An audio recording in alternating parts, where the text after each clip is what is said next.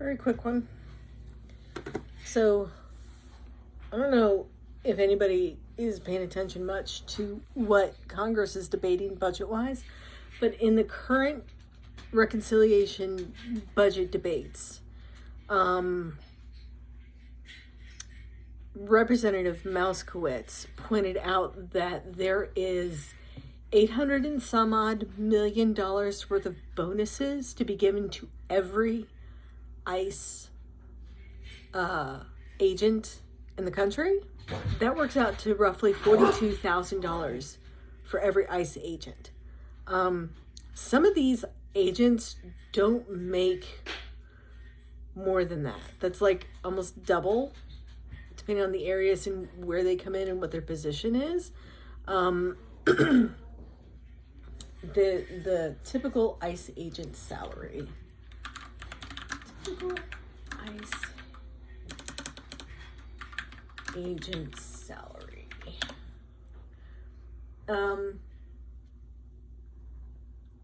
So yeah, the average salary for an ICE agent in my state of Maine is $62,000.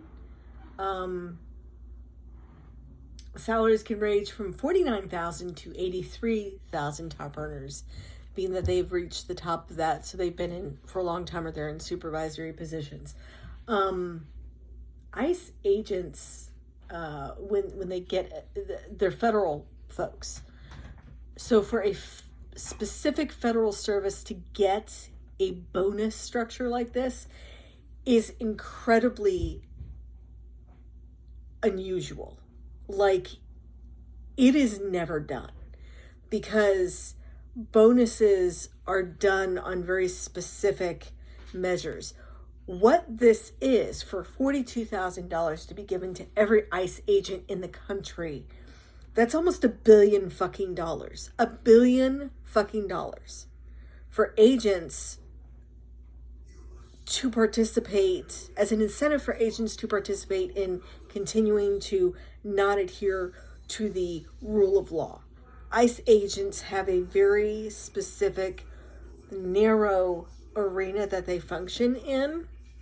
And the ICE courts, as in the immigration courts, are under the executive branch. They're not under the judiciary. They're kind of adjacent to and specific to the executive because the executive is responsible for immigration. And most of the people going through immigration courts, it's 5 minutes, you stand up, there's information there, you may have a lawyer, most people don't, depending on what they're coming in for. So the average illegal immigrant who gets picked up gets swept up into this court. They get told to reappear, a few months later. Or if there's enough information to deport them, they're immediately deported from that place. If they're found to be criminals, having done any criminal conduct, they are held by ICE until they are able to have that court hearing and then are deported. That's why there's such a problem with housing some of these folks. And that's what the Biden administration was doing, is trying to move that process quicker, because sometimes it was a year to 3 to 5 years for some of these things. For people who were seeking asylum, you had to get that evidence, that information. So there was talking to people down, in their respective countries to facilitate whether they were known, what their background check was, all of this stuff. It's not extremely complicated, but there's some complexity there. So $42,000, basically here's the point. It's $42,000 to incentivize ICE agents to break the Constitution. Out, or not. So what that means is that the administration wants to bribe people. And, folks who work the border sometimes are really, really amazing people. And they love the job, they love the location, they love working with people internationally. They want to help those who are trying to get in legally, depending on what their position is, through the immigration arenas. And yes, border agents help facilitate and direct people to part and parcel with customs to for folks who are seeking asylum and a safe place to be versus their home country. And then a majority of folks, ICE has recruited problematic people, largely. One, because of how much it pays, which is not very much. It is a common GS, general service pay structure, so it takes a very long time to become a top earner, 20 to 30 years to even, go up $10,000, which is a little bit of a problem in the pay scale. But a lot of these folks, especially when they're the undercover ICE agents, are problems. They're problem children of police forces. And I'm not saying a majority of them. I'm saying quite a few of them. The ones that they are attracting are people who have PTSD problems, or people who should not be in a policing place. So the police forces have rejected them, and they've found a home within Border Patrol or ICE, because those places need it, and they aren't necessarily as specific psychologically, job-wise, as maybe a good, well-rounded police force is. There is push out for folks who are just not proving, whether in training or in application or in testing, to really be safe in the street. And Border and ICE folks, it's in documentation, it's in reviews, have noted that these are folks that, if they were rejected by the policing forces and the sheriff services and sheriff forces, should not also be in this, even though it's not exactly in the judiciary. It's not exactly policing. But it's giving somebody a gun and telling them to go protect. And people who have emotional instabilities or certain kind of, opinion about brown and black folk who are racist or who are more aligned with Nazi folks,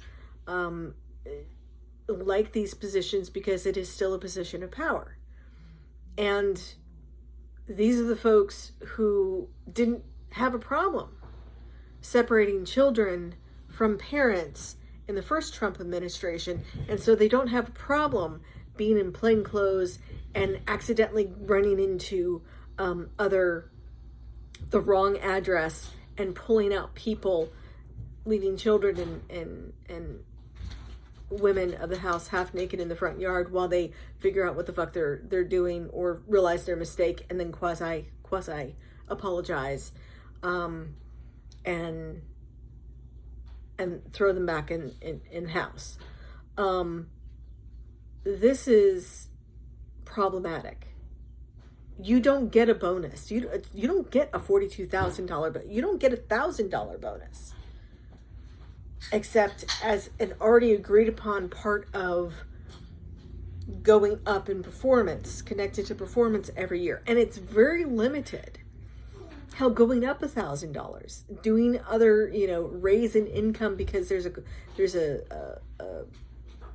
cost of living raise that also goes into the GS pay structure.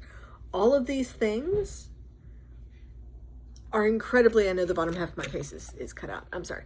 All of these things are incredibly important to understand, that structures are being changed, that they're rewarding illegal and unconstitutional behavior with a huge fucking bonus that they want to give to these people to incentivize more to join and to incentivize them to continue to break the law.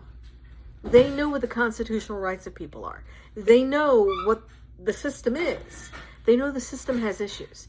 They know that the system is set up not to move very fast, and that's part of the problem.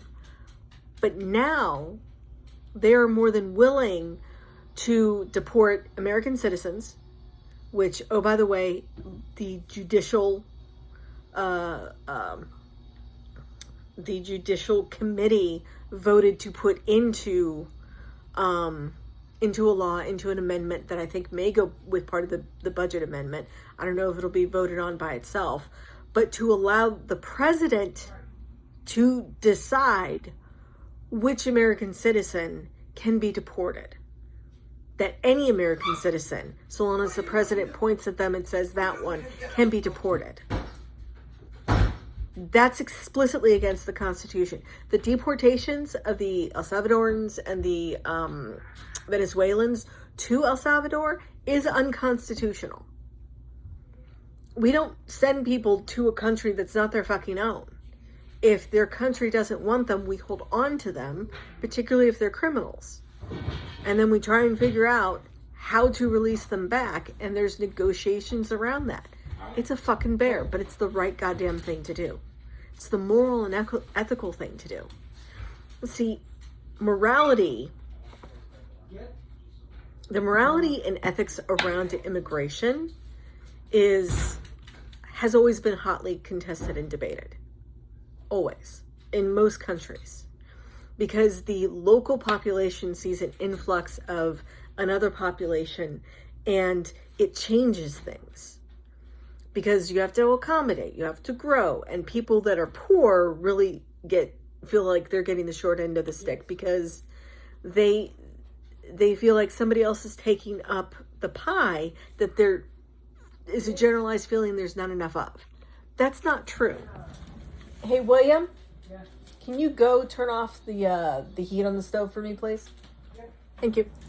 So, all of this is part and parcel to this whole debate. The ultimate goal is cruelty, and the ultimate goal is intimidation. The goal is to intimidate you, me, to shut up and put up. If you stay quiet, nothing's going to hurt you. If you're innocent, you have no problem with your rights being violated. You shouldn't, disagree or push back or demand, that there's compliance with the Constitution. That's what this whole administration is looking to do. It's to make you agree by making you shut up and being too afraid to say anything that the government can go ahead and violate the Constitution, can go ahead and change things so drastically. You see, the people in power are only given the power that the people have allowed them to have. But after a while, those who have been put in power by the people, the greater population, those people in power think that they have more power than they actually do, or they realize and get frustrated in the places where they wish they had more power and they don't, because moral systems don't allow them to just do things without discussion or consent or agreement. And our Constitution and the way Congress does things is made to slow stuff down, made to ensure that there is discussion and debate, made to have checks and balances so that no one area has more power. The military is set up so it can't easily be abused. It is not a political entity, the military, which is why it takes an oath to the Constitution and not to a specific person. Not even to the President of the United States is the oath beholden to. It's beholden to the Constitution. There's a reason for that. Because it is the thing that determines and has laid out what each branch is able to do and what all of our freedoms are. And it must be complied with. So, and they did this purposely because of the way the British were utilized by the king to abuse power, to be the hammer for for whomever was in power, whether it was a king or a chancellor or whatever, for any monarchy. And they wanted it to be removed from that. So that is what's drilled into your head when you're in the military, is that where our loyalties actually lie is to the people and to the document, ultimately to the people through the document. and what we are not supposed to be used for. We're not supposed to be used domestically. But that is where this incentivizing of ICE by giving this huge fucking bonus is a threat. It is giving them a bribe to become an in the field hammer. The Gestapo, the black shirts, the people who will come in and march into town and beat you up because they fucking can and they have the power. That is the reward. And they think that they can just sneak it by. I'll share on Facebook this video from Moskowitz, but that's the whole point. Two things. The people who are currently violating rights, because there is already a proper process. And oh, by the way, a judge, and I can't remember where in the country, but a judge has today, in the last couple of hours, told the president, you cannot use the Aliens 17 Act to deport anybody. You can't deport anybody under this anymore. Period. Stop. You're not using it legal, because he's been abusing it. And the fact that it took this long to get to that is annoying. But yeah, it's not legal, guys. This is not how you do things. And hell, a majority of who the Biden administration deported were actual criminals, were actually people who had done wrong here domestically, domestic abuse or theft or car accidents or DUIs or anything. If they hit that and it got pulled on the radar, they were deported. Because in order for us to work with you to keep you in the country, you have to not do anything illegal. Misdemeanor or otherwise can deport you. So among many other things, that is not the only reason. And that's not everybody in every case. Again, lots of nuance. It's not black and white. But yeah. Doesn't that make you feel uncomfortable? And if it doesn't make you feel uncomfortable, perhaps you need to understand that no other agency is ever been given a bonus like that. No other agency, no other federal civilian government worker is given any kind of a bonus like that isn't also across the board for everybody and tied to performance. This is tied to the performance of being a black shirt, of being a brown shirt, of being, and yes, those are Nazi references, of being Gestapo, of being a militarized force, doing the wrong things in the wrong ways against already set laws and the Constitution. Period.